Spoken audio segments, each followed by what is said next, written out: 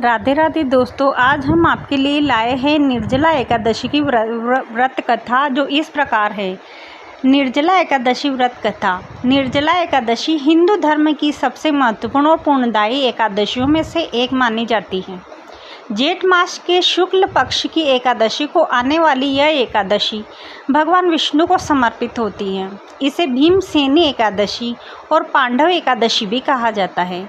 मान्यता है कि जो भक्त वर्ष भर की 24 एकादशियों का व्रत करने में असमर्थ हो, वह यदि श्रद्धा और नियम पूर्वक निर्जला एकादशी का व्रत कर ले तो उसे सभी एकादशियों के व्रत का फल प्राप्त हो जाता है।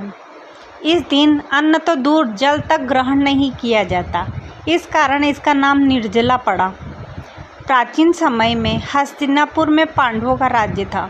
पांचों पांडवों धर्म और सत्य के मार्ग पर चलने वाले थे। उनकी माता कुंती तथा पत्नी द्रौपदी भी भगवान विष्णु की परम भक्त थी। जब भी कोई एकादशी आती, युधिष्ठिर, अर्जुन, नकुल, सहदेव, माता कुंती और द्रौपदी सभी श्रद्धापूर्वक उपवास रखते, भगवान श्री हरि की पूजा करते। किंतु पांचों भाइयों में भीमसेन का स्वभाव सबसे अलग था। वे अत्यंत बलशाली थे। उनका भोजन भी अन्य लोगों की अपेक्षा बहुत अधिक था। भीमसेन के उदर में एक विशेष प्रकार की अग्नि विद्यमान थी, जिसे वक्र अग्नि कहा जाता है। यह अग्नि उन्हें अत्यधिक भूख का अनुभव कराती थी। वे कई लोगों के बराबर भोजन कर लेते थे, फिर भी उनकी भूख शांत नहीं होती थी। जब भी एकादशी आती, अर्जुन और अन्य सभी व्रत रखते, परंतु भीमसेन के लिए उपवास करना अत्यंत कठिन हो जाता। वे प्रयास तो करते, परंतु भूख के कारण उनका मन विचलित हो उठता। कई बार उन्होंने सोचा कि वे भी अपने भाइयों की भांति व्रत करें, किंतु उनका शरीर और प्रकृति इसकी अनुमति नहीं देती थी। एक दिन भीमसेन ने अपनी माता कुंती से कहा, माता, आप सब लोग बड़े सहज भाव से एकादशी का व्रत कर लेते हैं, परंतु मेरे लिए असंभव प्रतीत होता है। मैं भगवान विष्णु का भक्त हूँ, उनके प्रति मेरी पूर्ण श्रद्धा है, परंतु भूख मुझे बहुत कष्ट देती है। मैं क्या करूँ? कुंती ने स्नेहपूर्वक कहा, पुत्र, भगवान भक्ति और श्रद्धा को देखते हैं। तू अपने गुरुजनों से परामर्श करो, वे तुम्हें उचित मार्ग बताएंगे। कुछ समय बाद महर्षि वेदव्यास पांडवों के निवास पर आए। सभी ने उनका आदर सत्कार किया। अवसर पाकर भीमसेन उनके चरणों में बैठ गए और विनम्रता पूर्वक बोले, गुरुदेव, मेरे सब भाई, माता और द्रौपदी प्रत्येक एकादशी का व्रत करते हैं। मैं भी ऐसा करना चाहता हूँ, किंतु मेरी भूख मुझे ऐसा करने नहीं देती। कृपया कोई ऐसा उपाय बताइए जिससे मुझे एकादशी का पुण्य भी प्राप्त हो जाए और मैं भी धर्म से विमुख न हूँ। महर्षि वेदव्यास मुस्कुराए। उन्होंने भीमसेन की समस्या को समझा और बोले, वत्स भीम, यदि तुम वर्ष भर की सभी एकादशियों का व्रत नहीं कर सकते हो तो एक विशेष एकादशी का व्रत अवश्य करो। जेठ मास के शुक्ल पक्ष में आने वाली निर्जला एकादशी का व्रत यदि पूर्ण नियम और श्रद्धा से किया जाए तो सभी एकादशियों का फल प्राप्त हो जाता है। यह सुनकर भीमसेन प्रसन्न हुए, परंतु उन्होंने पूछा, गुरुदेव, इस व्रत की विधि क्या है? वेदव्यास जी बोले, दशमी तिथि से ही संयम का पालन करना चाहिए। एकादशी के दिन प्रातः स्नान करो, भगवान विष्णु का पूजन करो। उस दिन अन्न तो क्या, जल की एक बूंद भी ग्रहण नहीं करनी चाहिए। पूरे दिन और पूरे रात भगवान का स्मरण, भजन, कीर्तन तथा जागरण करना चाहिए। द्वादशी के दिन सूर्योदय के बाद ब्राह्मणों को दान देकर जल ग्रहण करके व्रत का प्रारंभ करना चाहिए। भीमसेन यह सुनकर कुछ चिंतित हुए। उन्होंने कहा, गुरुदेव, जल के बिना पूरा दिन और पूरा रात बिताना अत्यंत कठिन होगा। व्यास जी ने उत्तर दिया, पुत्र, कठिन अवश्य है, किंतु इसका फल भी उतना ही महान है। जो मनुष्य श्रद्धा और विश्वास के साथ निर्जला एकादशी का पालन करता है, उसके अनेक जन्मों के पाप नष्ट हो जाते और अंत में उसे भगवान विष्णु का धाम प्राप्त होता है। भीमसेन ने दृढ़ निश्चय किया कि वे इस व्रत को अवश्य करेंगे। समय बीता और जेठ शुक्ल एकादशी का पावन दिन आ पहुंचा। प्रातःकाल उन्होंने स्नान किया, स्वस्थ वस्त्र धारण किए और भगवान विष्णु की पूजा की। उन्होंने संकल्प लिया कि वे पूरे दिन और रात्रि बिना अन्न जल के रहेंगे।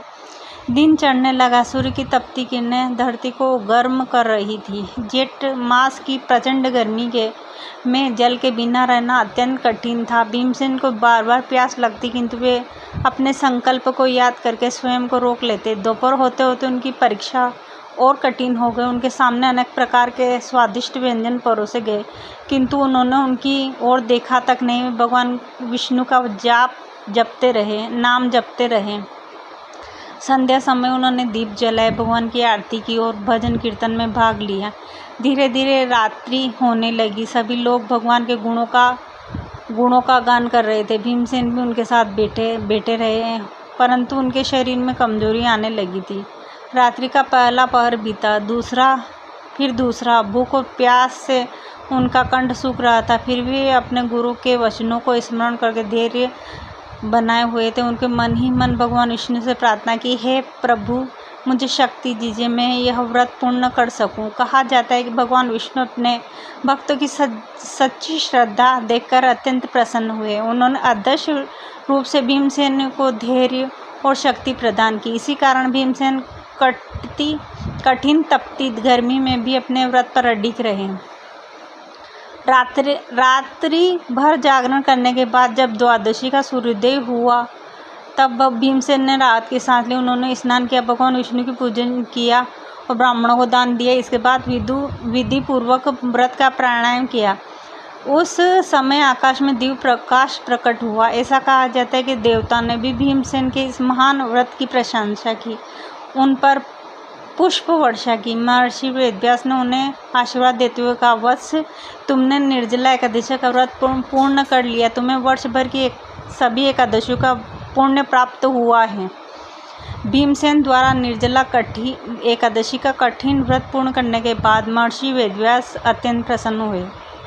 उन्होंने कहा, वत्स भीम, तुमने जिस दृढ़ता, श्रद्धा और विश्वास के साथ ये व्रत किया है, उससे भगवान श्री हरि अत्यंत प्रसन्न हुए हैं। अब मैं तुम्हें इस व्रत का महात्म्य सुनाता हूँ, जिसे सुनने मात्र से मनुष्य के पाप नष्ट होने लगते हैं। भीमसेन ने विनम्रता पूर्वक हाथ जोड़कर कहा, गुरुदेव, कृपा करके इस व्रत की महिमा विस्तार से बताइए, ताकि मैं भी स्वयं इसका महत्व समझ सकूँ और अन्य लोगों को भी बता सकूँ।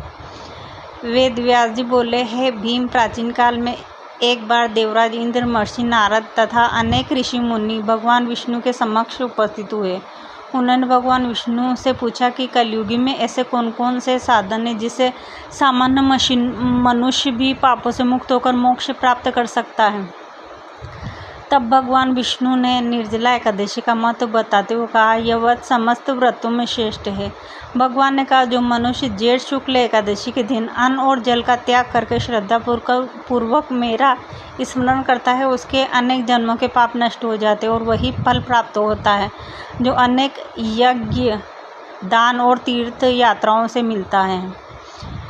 वेदव्यास जी आगे बोले, हे भीम, एक समय की बात है, एक नगर में एक व्यापारी रहता था। वह धनवान तो था, परंतु अत्यंत लोभी और स्वार्थी था। उसके जीवन भर धन कमाया, परंतु कभी दान नहीं किया। उसने ब्राह्मणों की सेवा की, ना ही भूखों को भोजन कराया। धर्म कर्म से उसका कोई संबंध नहीं था। समय बीतता गया। एक दिन उसकी मृत्यु हो गई। उसके प्राण निकले तो यमदूत उसे लेने आए। वे भयानक रूप वाले थे। व्यापारी भय से कांपने लगा। यमदूत उसे यमलोक की ओर ले जाने लगे। मार्ग में व्यापारी ने देखा कि कुछ दिव्य पुरुष स्वर्ण विमान में बैठकर प्रकाशमय लोकों की ओर जा रहे हैं। उनके मुख पर अद्भुत तेज था। व्यापारी ने आश्चर्य से पूछा, ये कौन है जिन्हें इतना सम्मान मिल रहा है? यमदूतों ने उत्तर दिया, ये वे पुण्य आत्मा है जिन्होंने भगवान विष्णु की भक्ति की, एकादशी का व्रत किया और धर्म के मार्ग पर चले। यह सुनकर व्यापारी अपने जीवन पर पश्चाताप होने लगा। उसने कहा, काश मैंने भी धर्म का पालन किया होता। जब वह यमराज के सामने पहुंचा तो उसके कर्मों का लेखा जोखा प्रस्तुत किया गया। चित्रगुप्त ने बताया कि उसने जीवन भर अनेक पाप किए और पुण्य बहुत कम। तभी चित्रगुप्त ने आश्चर्य से कहा, महाराज, इसके जीवन में एक ऐसा पुण्य है जो इसे पूर्णतः दंड का अधिकारी नहीं बनने देता। यमराज ने पूछा, वह कौन सा पुण्य है? चित्रगुप्त ने उत्तर दिया, एक बार यह व्यापारी अत्यंत गर्मी के दिनों में यात्रा कर रहा था। संयोगवश उस दिन निर्जला एकादशी थी। दिन भर इसे भोजन और जल नहीं मिला। संध्या समय यह एक विष्णु मंदिर में पहुंचा, जहां भक्तजन भगवान का भजन कीर्तन कर रहे थे। यह भी वहीं बैठ गया, रात्रि भर जागरण करता रहा। अगले दिन द्वादशी को इसने श्रद्धा से भगवान को प्रणाम किया। यद्यपि इसे व्रत का पूर्ण ज्ञान नहीं था, फिर भी इसने निर्जला एकादशी का पालन किया। यमराज ने यह सुनकर कहा, भगवान विष्णु के इस प्रिय व्रत का प्रभाव अत्यंत महान है। इसके कारण इसके अनेक पाप नष्ट हो चुके हैं। इसे कठोर दंड नहीं दिया जाएगा। इतना कहते ही वहाँ विष्णुदूत प्रकट हुए। उनका स्वरूप अत्यंत तेजस्वी और दिव्य था। उन्होंने यमराज को प्रणाम किया और कहा, भगवान श्री की आज्ञा से इस जीव को बैकुंठ ले जाया जाए, क्योंकि निर्जला एकादशी के प्रभाव से इसके पाप क्षीण हो चुके हैं। यह सुनकर व्यापारी की आंखों से आंसू बहने लगे। उसने भगवान की महिमा का स्मरण किया और विष्णु दूतों के साथ दिव्य विमान में बैठकर बैकुंठ की यात्रा की। यह कथा सुनकर महर्षि वेदव्यास बोले, हे भीम, निर्जला एकादशी की महिमा इतनी महान है कि अनजाने में किया गया इसका पालन भी मनुष्य का कल्याण कर देता है। फिर जो व्यक्ति श्रद्धा, नियम, भक्ति के साथ यह व्रत करता है, उसका कल्याण तो निश्चित ही है।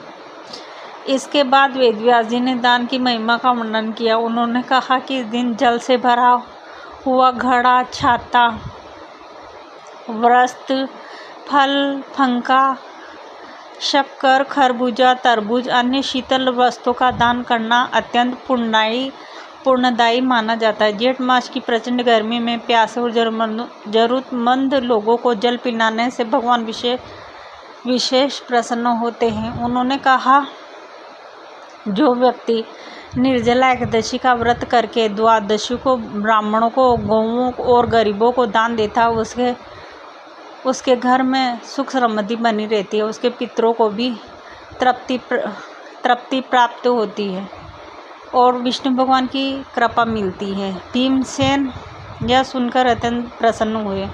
उन्होंने प्रणाम करते हुए कहा, गुरुदेव, आपने मुझे जो ज्ञान दिया वह अमूल्य है। अब मैं जीवन भर इस व्रत का पालन करूंगा और दूसरों को भी इसकी महिमा बताऊंगा। महर्षि वेदव्यास ने आशीर्वाद देते हुए कहा, हे भीमसेन, जो व्यक्ति निर्जला एकादशी का व्रत करता है, उसकी रक्षा स्वयं भगवान विष्णु करते हैं। मृत्यु के बाद उसे यमदूतों का भय नहीं सताता। विष्णु दूत उसे सम्मानपूर्वक भगवान के धाम ले जाते हैं। कहा जाता है कि उस दिन से यह व्रत भीमसेनी निर्जला एकादशी के नाम से भी प्रसिद्ध हो गया। पांडवों ने श्रद्धापूर्वक इसका पालन किया और आगे चलकर अनेक लोगों ने भी इस व्रत को अपनाया। आज भी लाखों श्रद्धालु निर्जला एकादशी के दिन उपवास रखकर भगवान विष्णु, माता लक्ष्मी और तुलसी की पूजा करते हैं और रात भर भजन कीर्तन करते हैं और अगले दिन दान पुण्य करके व्रत का प्रारंभ करते हैं। ऐसी मान्यता है कि व्रत मनुष्य को पापों से मुक्त कर धर्म, अर्थ, काम और मोक्ष चारों पुरुषार्थ प्रदान करता है। जो श्रद्धापूर्वक निर्जला एकादशी की कथा सुनाता है अथवा पढ़ता है, उसे भगवान श्री हरि की कृपा प्राप्त होती है। उसके जीवन में सुख, शांति और समृद्धि का वास होता है तथा अंत में भगवान विष्णु के परम धाम की प्राप्ति होती है।